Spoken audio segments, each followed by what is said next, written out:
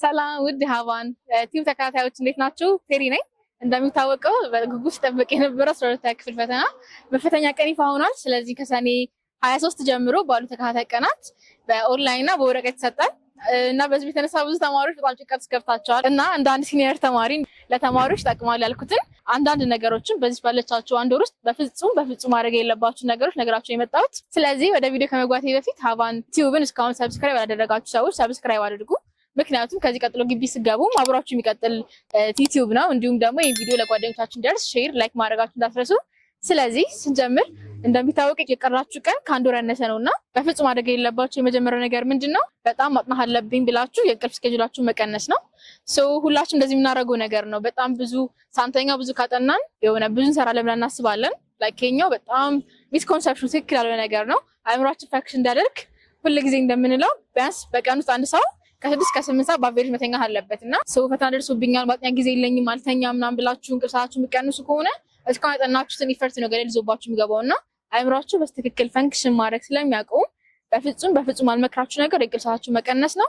እንደውም ከቻላችሁ በደንብ ተኙ ቢኮዝ ሞር ፕሮዳክቲቭ ያደርጋችኋልና። ስለዚህ እንዳትረሱ ሁላችሁም በቀን ውስጥ መተኛት አለባችሁ ከ6 እስከ 8 ሰዓት ማለት ነው። ሁለተኛው ደግሞ የምነግራችሁ ነገር ምንድነው? እኔ ተማሪ 12 ክፍል በነበርኩበት ሰዓት እንደዛ አስብ ነበረ። የሆነ የሚቀሉኝን ትምህርቶች በቃ ወደ ሳጠናቸው የሚከብዱኝን ትምህርቶች ላይ ብቻ ፎከስ ላድርግ የሚለው ነገር አለ እና እሱ ነገር ላይክ ምንም ትክክል አይደለም። እንደውም ማስተር ማድረግ ያለባችሁ የሚቀላችሁ ትምህርት ላይ ነው። አክቹሊ ለምሳሌ ባዮሎጂ የሚቀላችሁ ከሆነ በቃ ባዮሎጂ ኦልሬዲ ስለማውቀው ስለማይከብደኝ ባዮሎጂ ልተውና ፊዚክስ ይከብደኛል ፊዚክስ ላጥና እንዳትሉ። በቃ ባዮሎጂ ካወቃችሁ ባዮሎጂ 100 ታርጌት አድርጋችሁ ባዮሎጂ በደንብ መጥናት አለባችሁ ማለት ነው። ምክንያቱም ውጤት የሚሰራባችሁ ሳብጀክቶች አሉ፣ ላይክ ሪሌቲቭሊ የማይሰራባችሁ አሉ። ስለዚህ የማይሰራባችሁ ለጊዜያችን አጥፍተን ከማንሰራ ይልቅ የምንሰራውንና ለኛ ቀላል ብለን የምናስበው ሳብጀክቶች ላይ ሞር ፎከስ ማድረግ አለብን ማለት ነው። ሌላኛው ደግሞ በዚህ ሰዓት ማድረግ ያለባችሁ ነገር ምንድነው? ዝም ብላችሁ ማጥናት ማለት ነው። ዝም ብላችሁ ማጥናት ስል ክሬሽን ቤዝ ሊወጣ የሚያስፈልጋችሁ ሰዓት በዚህ ሰዓት ነው። እስካሁን የምታውቁትን መጽሐፍ አንባችኋል፣ ኮንሴፕት ይዛችኋል፣ ፎርሙላ አውጥታችኋል ምናምን። አሁን ደግሞ ታይሙ ምንድነው? ጥያቄ መስሪያ ነው ማለት ነው። ምክንያቱም ትሬንድ ካያችሁ ጥያቄዎች ኤግዛክት ቁጥር ቢቀየሩም የሚመጡበት ትሬንድ አይቀየርም እና አንደኛ ራሳችሁን ትፈትሹበታላችሁ። ምን ያክል ተዘጋጅቻለሁ፣ የትኛው ቦታ ድክመት አለብኝ አራሽ ትለዩበታላችሁ። ሁለተኛ ደግሞ ኤግዛሞቹ ፕሪዲክት እንድታደርጉ ያስችላችኋል ማለት ነው። ስለዚህ ይሄን ባጠና ይሄኛው ላስት ይር ስለመጣ ሊመጣ ይችላል። አንዳንድ ነገሮች አሉ በጣም ብዙ ናቸው።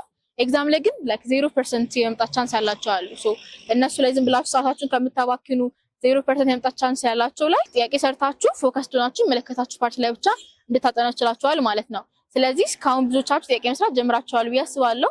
ካልጀመራችሁ ግን ጥያቄ መጀመሪያ ሰዓት አሁን ነው። ልክ ይሄን ቪዲዮአችሁን እንደጨረሳችሁ ሁላችሁም ጥያቄ መስራት መጀመር አለባችሁ ማለት ነው። ምክንያቱም የመደጋገም ቻንሱ እንዳልኳችሁ በጣም ሃይ ስለሆነ። ሶስተኛ ደግሞ ማድረግ የሌለባችሁ ነገር ምንድነው? ሶሻል ሚዲያ ላይ ሰዓታችሁ ማጥፋት ምንም የለባችሁ። ምክንያቱም ከዚህ በኋላ ያላችሁ ሰዓት መጠቀም ያለባችሁ ለጥናት፣ ለመብላት እና ለመተኛት ብቻ ነው። ሌሎቹ ነገሮች አቮይድ አድርጓቸው። ሶሻል ሚዲያ ላይ ብዙ ሰዓት የምታጠፉ ከሆነ ቲክቶክ ስክሮል እያደረጋችሁ የምትቆዩ ከሆነ ምናምን ከዚህ በኋላ እዚች አንድ ወር ማስወገድ አለባችሁ ማለት ነው። ምክንያቱም እንዳልኳችሁ ታይማችሁ በጣም ትንሽ ናት። ኢፌክቲቭሊ መተኛት አለባችሁ፣ ማንበብ አለባችሁ። ስለዚህ እቺ ሰዓት ለሁላችሁ ማደራም ብላችሁ ሶሻል ሚዲያችሁን ሙሉ ለሙሉ ማቆም አለባችሁ ማለት ነው። ሌላኛው ደግሞ ማድረግ የሌለባችሁ ነገር ምንድነው? ይሄ ሜንታሊቲያችሁ ላይ መስራት አለባችሁ። ሲጀምር ኤግዛም የሚባለው ነገር ኤግዛም በራሱ ተርሙ ያስጨንቃል አይደለም? 12 ክፍል አይደለም ፒኤችዲ የሚማር ተማሪ የሚሆን ማስተርስ የሚማር ተማሪ የሚሆን ኤቭሪ ሰው ኤግዛም ትባላን ተርም ሲሰማ መጨነቁ አይቀርም። አትጨነቁ አይደለም ብላችሁ ግን ጭንቀታችሁ በቃ አልሰራም ከዚህ በኋላ ወድቃለሁ ብዙ ተማሪ እየወደቀ ነው ምናምን ብላችሁ ማጥናት የሚያስቆማችሁ ሰው መሆን ያለበት። በቃ ላለመውደቅ በጣም ማጥናት አለብኝ ያላችሁ ሞቲቬት ሊያደርጋችሁ የሚገባው ማለት ነው። ስለዚህ ስራው የሚጀምር ሁሉ ጊዜ ጭንቅላታችን ላይ ነው። በቃ አልሰራም ወድቃለሁ የአሁን 12 ፈተና አይታለፍም ምናምን ያላችሁ አእምሯችሁን ዘግታችሁ ከሆነ በፍጹም ልትሰሩት አትችሉም እና ቢያንስ በቃ ማለት ያለባችሁ የምችለውን ኢፈርት ማስቀምጫለሁ፣ የምችለው ያክል አጥንቻለሁ፣ የምችለውን ጥያቄ ሰርቻለሁ፣ የምችለውን ያክል ተዘጋጅቻለሁ ብላችሁ ማሰብ አለባችሁ እንጂ ከዚህ በኋላ በጣም አልደርስም በቃ መውደቅ አይቀርም 12 ያክል አይታለፍም የሚል ሜንታሊቲ ማስወገድ አለባችሁ ማለት ነው። ስለዚህ ሁላችሁም ስትረስ ዳትኑ ብያችኋለሁ። ስለዚህ ስትረስ እንዳልኳችሁ ኤግዛም ባለበት ሁሉ ይመጣል። እሱን አቮይድ ለማድረግ ሁላችሁም የሚመቻችሁን ሜቶዶች ተጠቀሙ። ከፋሚሊ ጋር ማውራት መሆን ይችላል፣ ኦር ደግሞ ሁላችሁም በየሃይማኖታችሁ መጸለይ ሊሆን ይችላል። ለምሳሌ እኔ በጣም ስጠቀምበት የነበረው ሜቶድ ይሄኛው ነው። ከመቼም ጊዜ በላይ ጸሎተኛ ሆኜ ነበርና ስትረስን ላይክ በጣም ማስወገድ ችዬ ነበር። ስለዚህ ሁላችሁም የሚመቻችሁን የስትረስ ማስወገጃ መንገዶች ተጠቀሙና ከስትረስ መንጻት ትችላላችሁ ማለት ነው።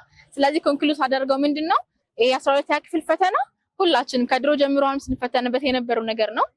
ሁለት ነገር ነው ያለው፣ ወይ ገብተን እናልፋለን ወይ እንወድቃለን ነው። በጣም ስለስለት መሆን የለባችሁም። ማሰብ ያለባችሁ ነው ህይወት መጨረሻ ላይ ለ12 ክፍል መውደቅ ማለት ማለፍ ማለትም በጣም ሰክሰስፉል የመሆን ነገር አይደለም። ግን ደግሞ ሁላችሁም አሁን ባለቻችሁ ሰዓት መቼ የሚያቆጫችሁ ነገር ለማድረግ አሁን የነገርኳችሁ ነገር ያስወግዳችሁ ለፈተናው በሚበቃ መልኩ ተዘጋጁ ማለት ፈልጋለሁ። የዛሬው ቪዲዮ ይሄ ነው።